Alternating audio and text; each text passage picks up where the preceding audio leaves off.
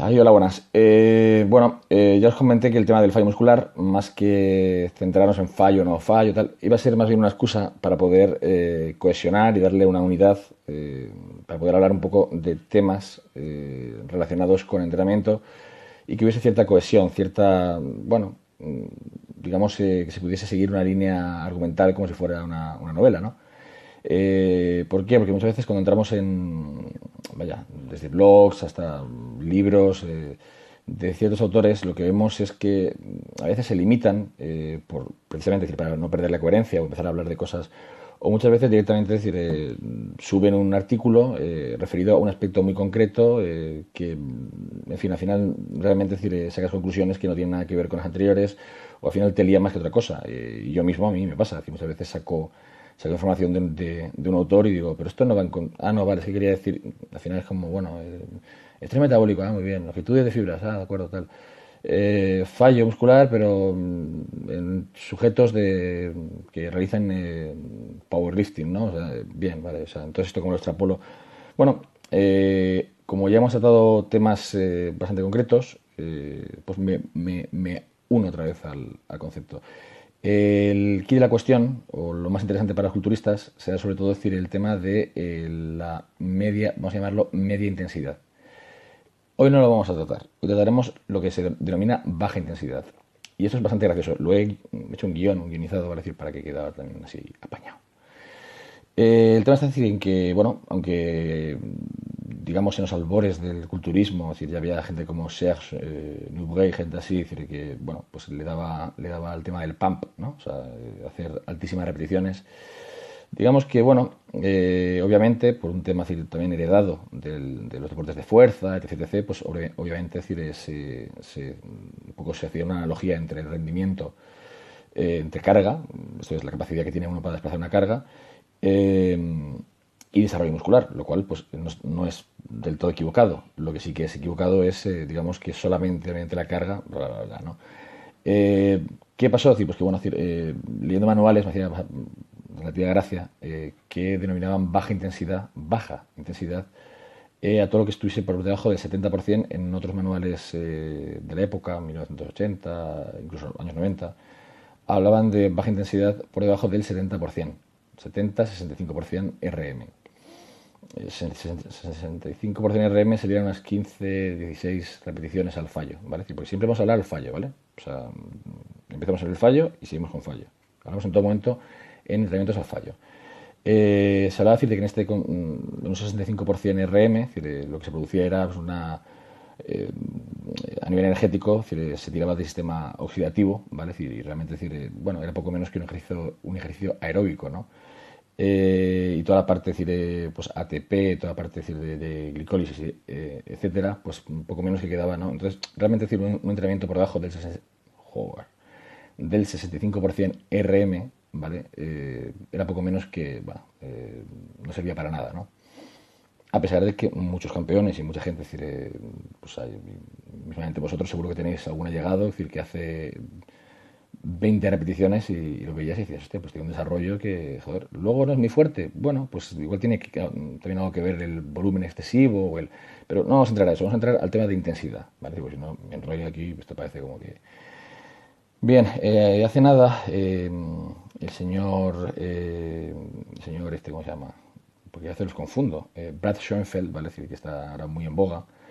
Eh, su máxima era decir que no había mucha diferencia, siempre hablando, luego poniendo todos los datos en igualdad, ¿vale? Obviamente, porque el volumen hay que igualarlo, etcétera, ¿vale?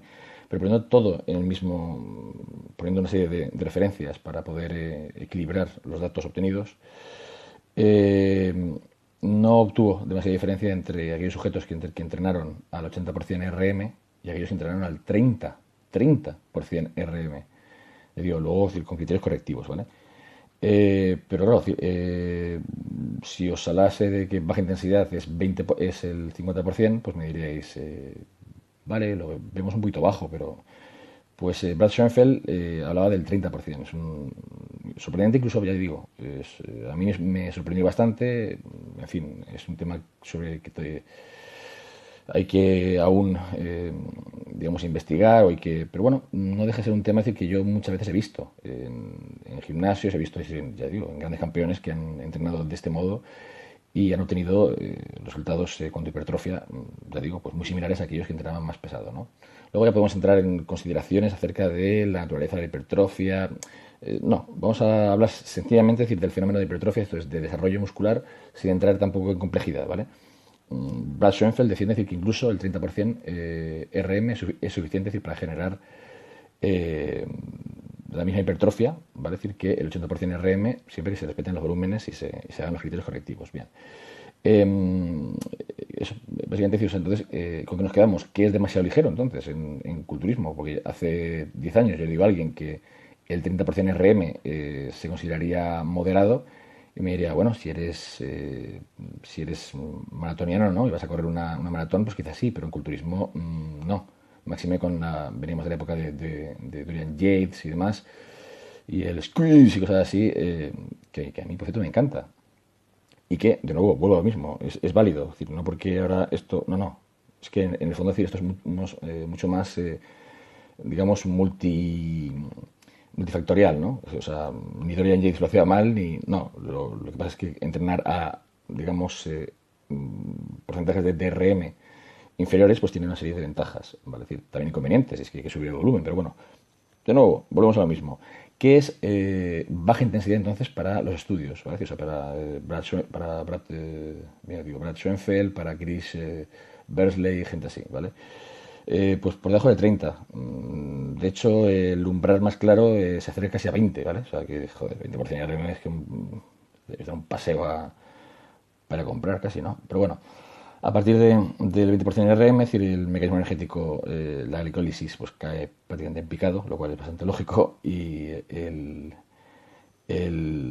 mecanismo oxidativo, pues vamos, nada nuevo, decir, que no supiéramos, ¿no? Pero es curioso decir cómo ese umbral del 20 al 30, ¿vale? Es decir, es difuso y es en el 30 cuando realmente, es decir, estamos en el límite en el cual existe hipertrofia, ¿vale? Por debajo del 30, pues no.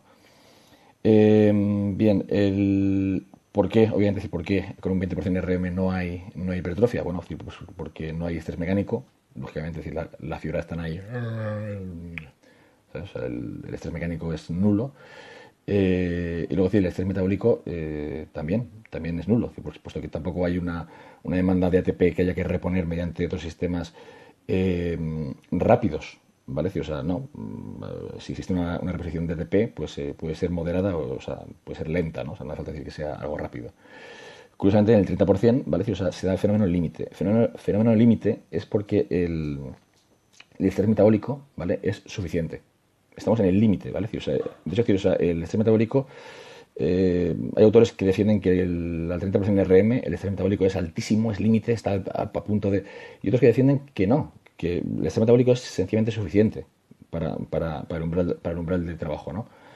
De nuevo, yo aquí no creo que el estrés metabólico sea tan brutal, ¿vale? Es decir, también habrá que debatir qué es estrés metabólico, pero bueno, tan brutal como para que sea la razón por la cual se produce la hipertrofia o realmente haya un gran estrés metabólico al 30% de RM, pero bueno. Y el estrés mecánico al 30% de RM, en contra de toda lógica, parece ser el mínimo eficaz.